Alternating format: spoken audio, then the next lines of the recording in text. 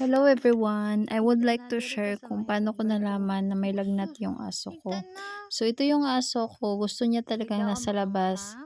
matulog kasi maginaw. So this time, gusto niya Dali na magtago ida. sa loob ng kwarto. So Mura na matumba na yung ka isang ya. sign din na Ida may kung lagnat ang kumuhiga aso, nganong di man ka yung mohiga. tenga niya warm. Tapos, to be sure, ginamitan ko Nakatamad. siya ng thermometer. So, yung temperature niya is 39.7. Yung normal kasi is 39.2 below.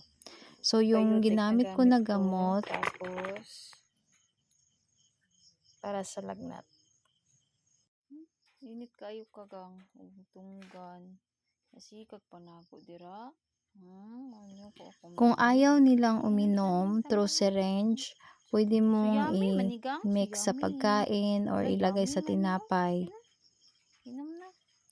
Kasi ito yung isa sa aso ko na ayaw niya yung gamot na nasa syringe, kaya nilagay ko sa tinapay. Nakaluoy sa bata. Tapos, i-check mo ulit yung temperature niya after 30 minutes. Paano na water? Effective talaga kasi bumaba yung Paano lagnat ko water niya. si Chuchu? So, the next day, pinainom ko siya ulit at twice a day mo siya dapat painumin hanggang mawala yung lagnat niya. Kuan ba nako?